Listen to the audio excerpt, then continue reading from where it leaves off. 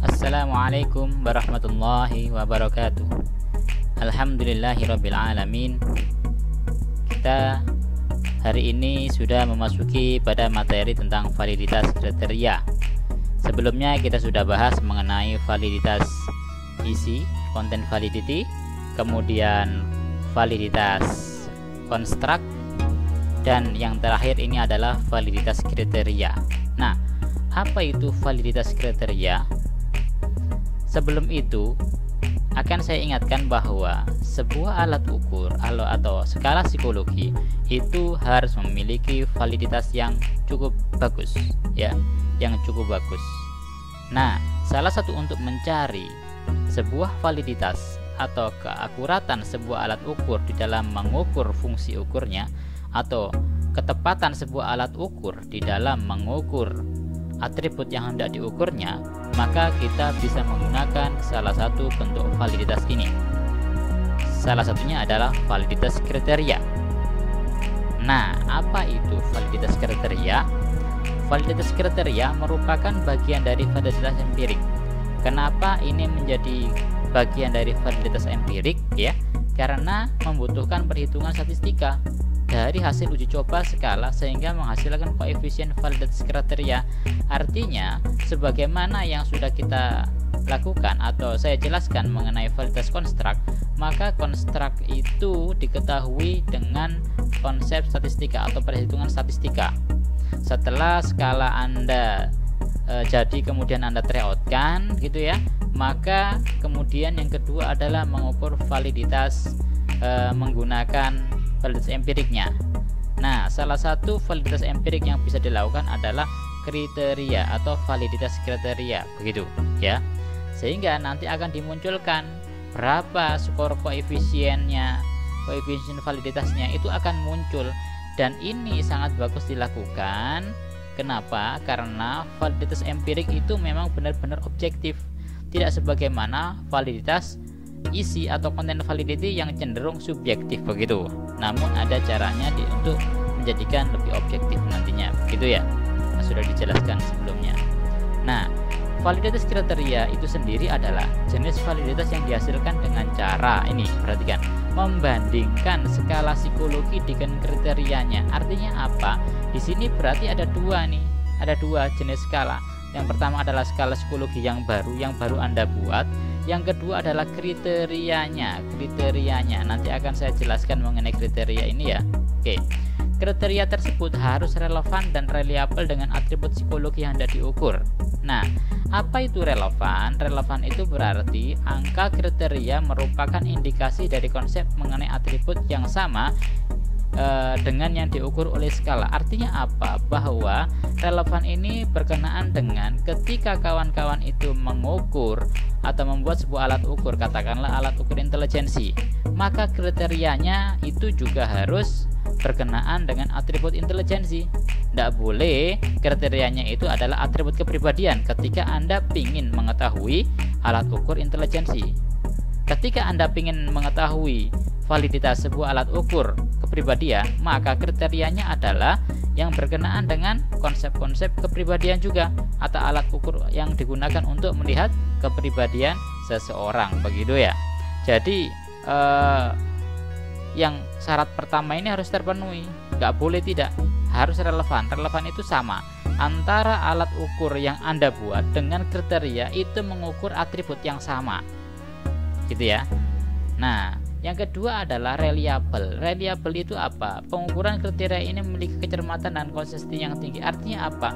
Kriteria itu harus reliable.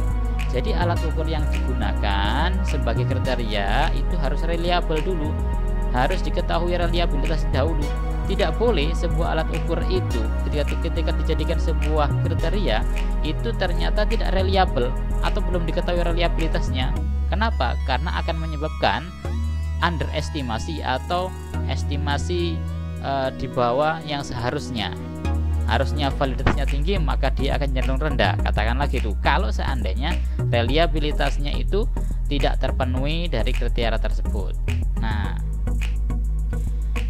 kriteria ini dapat diambil dari yang pertama mungkin alat ukur lain ya, yang mengukur konstruk teoretik yang sama. Misal nih, untuk mendapatkan validitas skala intelijensi anak-anak yang baru gitu ya, intelijensi anak-anak yang baru Anda buat, maka akan dibandingkan dengan skala yang mengukur intelijensi yang sudah valid seperti WPPSI ya.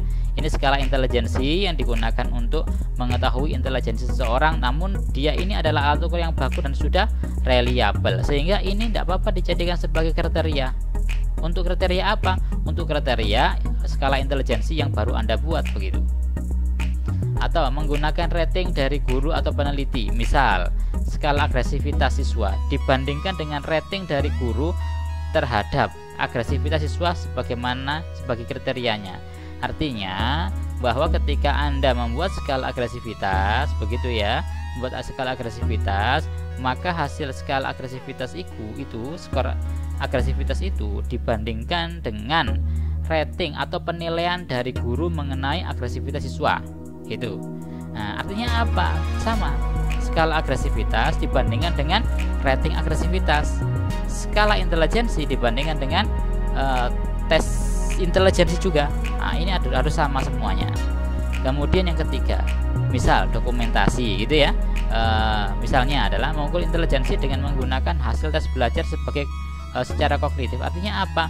Untuk mengukur intelijensi atau skala intelijensi yang Anda buat, maka bisa dibandingkan dengan apa? Dikorelasikan dengan hasil belajar kognitif, atau katakanlah dibandingkan dengan IPK, dibandingkan dengan UAN, dibandingkan dengan UAS. Itu tidak apa-apa, asalkan harus relevan dan reliable. Ini kunci dari sebuah kriteria. Begitu. Oke, bisa dipahami? Oke, akan saya lanjutkan. Nah, guna mendapatkan koefisien validitas kriteria, maka akan dilakukan komputasi korelasional.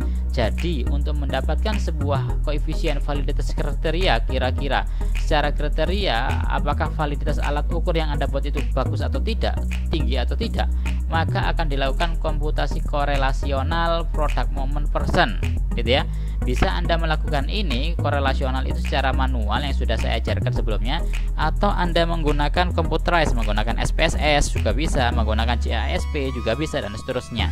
Sebenarnya ini sangat mudah ya, sangat mudah di dalam mencari korelasional antara validitas antara skala yang baru Anda buat atau disebut dengan prediktor ya, dikaitkan atau dikorelasikan dengan skala psikologi yang sudah baku ya, atau dokumentasi lain yang terpercaya begitu.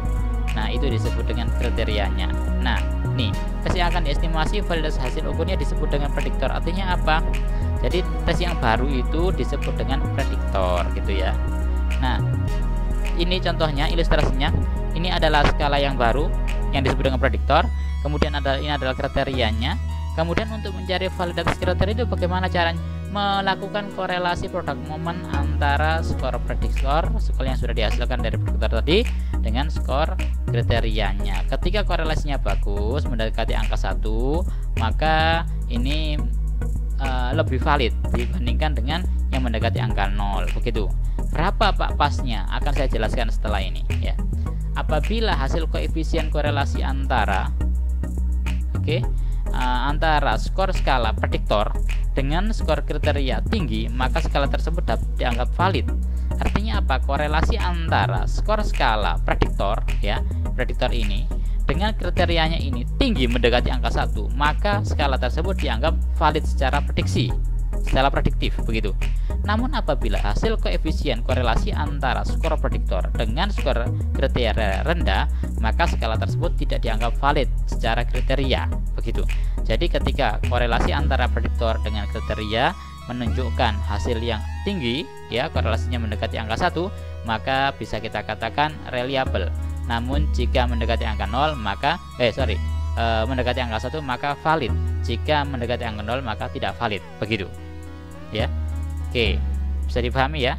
Oke, baiklah, akan saya lanjut pada macam-macam validitas kriteria itu apa saja begitu ya.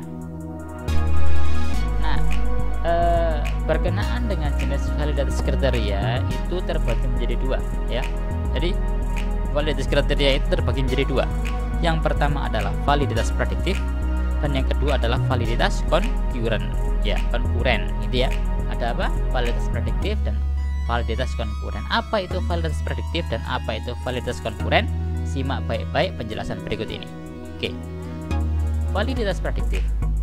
Validitas prediktif adalah jenis validitas yang berkaitan dengan seberapa besar suatu alat ukur atau skala psikologi memiliki fungsi memprediksi perilaku individu di masa mendatang. Sehingga tujuan validitas prediktif ini adalah untuk menghitung akurasi skala psikologi yang digunakan untuk memprediksi performansi di masa yang akan datang. Jadi yang dimaksud dengan validitas prediktif itu adalah validitas ya yang digunakan yang diacu untuk melihat seberapa besar hasil korelasi antara skor skala yang diberikan sebelumnya dengan performansi yang akan datang begitu. Nah, nanti akan saya berikan ilustrasinya biar lebih mudah dipahami begitu ya. Oke, sehingga dalam perhitungannya membutuhkan tenggang waktu antara pemberian skala psikologi awal prediktornya dengan munculnya performansi yang diharapkan kriterianya. Jadi performansi yang akan datang itu merupakan kriteria, sedangkan skala psikologi awal itu adalah prediktornya ya. Validitas prediktif dapat dilihat dari hasil korelasi antara skor skala psikologi dengan performansi yang akan diukur. Jadi nanti dibandingkan nih antara skor skala psikologinya dengan performansi yang akan diukur begitu. Semakin tinggi koefisien korelasi mendekati angka 1+1 antara skor skala dengan skor performansi, maka semakin tinggi pula validitas prediktif yang didapatkan ya. Artinya skala psikologi tersebut dapat digunakan secara akurat untuk memprediksi performansi yang diharapkan apabila hasil korelasi antara prediktor skala psikologi dengan kriteria performansi yang akan datang itu menunjukkan angka mendekati angka 1 begitu. Maka ini disebut memiliki validitas prediktif yang bagus begitu. Artinya apa? Artinya bahwa skala tersebut mampu memprediksi gitu ya, memprediksi performansi yang akan datang begitu. Cara perhitungan validitas prediktif ini dapat dilakukan secara manual atau menggunakan SPSS dengan cara apa? Dengan mengkorelasikan atau menggunakan korelasi product moment person ya. Di SPSS itu ada itu. Oke, ini ilustrasinya kawan-kawan, harus simak benar-benar ini. Nah, ini contohnya. Ini skor di awal. Katakanlah Anda ingin mengetahui soal tes potensial akademik disebut dengan TPA yang sudah Anda buat, apakah mampu memprediksi prestasi akademik mahasiswa gitu ya. Ini yang Anda buat, skor TPA, tes potensial akademik Anda buat gitu ya. Kemudian apakah TPA ini mampu memprediksi prestasi akademik mahasiswa gitu. TPA sebagai prediktor, ingat ini adalah sebagai prediktornya ya, yang akan diukur apakah memiliki validitas yang bagus atau tidak. Ini diberikan pada awal mahasiswa masuk kuliah. Ini diberikan pada awal masuk kuliah. Ketika mereka sebelum masuk kuliah katakanlah dites dulu menggunakan TPA, itu diberikan dulu ya. Dan prestasi akademik mahasiswa diukur menggunakan IPK, indeks prestasi akademik sebagai kriteria ya. Lihat dan ini dilihat setelah 1 semester pemberian TPA.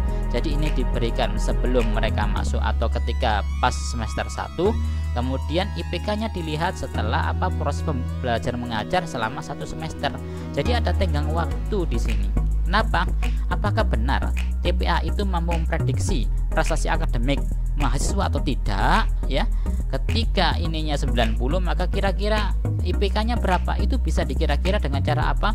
Ketika memang skala Anda itu mampu memiliki validitas prediktif yang bagus. Tetapi kalau seandainya skala Anda tidak memiliki validitas prediktif yang bagus ya, maka yang terjadi adalah tidak akan mungkin TPA, tes potensial akademik itu mampu memprediksi indeks prestasi akademik yang itu merupakan bagian dari prestasi akademik mahasiswa begitu. Nah, dari hasil korelasi antara skor TPA prediktornya dengan IPK kriterianya menunjukkan angka 0,89 katakanlah gitu ya, mendekati angka 1, sehingga TPA memiliki validitas prediktif yang tinggi dan mampu memprediksi prestasi akademik mahasiswa maksudnya. Artinya apa? Artinya bahwa ketika ternyata nilai korelasi ini tinggi gitu ya, maka antara skor prediktor dengan skor kriteria ini dikatakan skor TPA memiliki validitas prediktif yang bagus gitu. Namun memang perlu sebagai catatannya bahwa antara pemberian skor awal dengan performance yang akan datang itu membutuhkan waktu, tidak kemudian 2 hari diberikan, tetapi butuh waktu yang lama karena tergantung dari apa yang ingin dilihat dari skala kriterianya, dari skala prediktornya. Kira-kira atribut apa? Kalau ini kan atributnya adalah tentang intelijensi, begitu ya. Apakah benar-benar ini menggambar intelijensi atau tidak? Nah, diukur menggunakan prestasi akademik mahasiswa, begitu. Maka dibutuhkan tenggang waktu. Maka memang kelemahannya adalah untuk mencari atau pertama mencari alat ukur yang reliable sebagai kriteria itu memang nggak gampang. Yang kedua adalah butuh waktu yang lama untuk melakukan proses untuk mengetahui validitas prediktif dari alat ukur yang kita buat. Jadi memang agak lama untuk validitas prediktif, gitu ya. Nah, yang kedua adalah validitas konkuren. Kalau validitas konkuren pada dasarnya sama dengan validitas prediktif, sama persis. Namun pada validitas konkuren yang menjadi kriteria adalah alat tes psikologi atau skala yang sudah valid dan reliable. Artinya apa? Jadi kalau untuk prediktif itu di sini berkenaan dengan apapun bentuknya gitu ya, baik itu rating, kemudian IPK dan seterusnya, asalkan mengukur hal yang sama dengan alat tes alat prediksinya. Jadi kriteria ini mengukur hal yang sama dengan atau relevan dengan alat ukur yang digunakan pada prediktornya gitu ya. Sedangkan kalau untuk konkuren ya, kriteria itu diambil dari alat tes psikologi yang sudah reliable dan valid ya. Sehingga untuk memperoleh validitas konkuren tidak perlu menunggu waktu lama, ya, sebagaimana validitas prediktif. Namun dapat dilakukan setelah pemberian skala psikologi yang baru disusun. Karena pemberian skala baru pemberian prediktor gitu ya, dengan skala yang sudah reliable kriterianya dapat dilakukan dalam satu waktu ya, dalam satu waktu. Syarat skala psikologi yang dapat dijadikan kriteria adalah reliable serta mengukur atribut yang sama. Jadi ini tetap reliable dan relevan begitu sebagai kriterianya itu.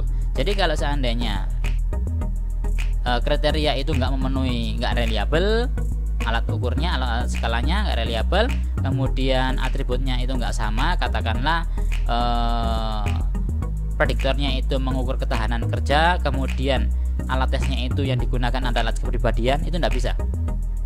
Sehingga contohnya adalah untuk menguji skala ketahanan kerja prediktor, maka kriteria dapat menggunakan tes Pauli.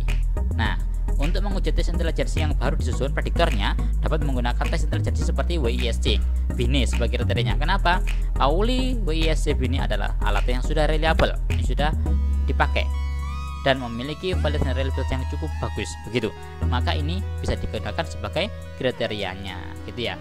Enaknya adalah kalau konkuren nggak perlu nunggu waktu lama-lama, langsung saja alat tes Anda yang baru Anda berikan, kemudian dilanjutkan dengan alat tes kriterianya gitu ya. Ini ilustrasinya.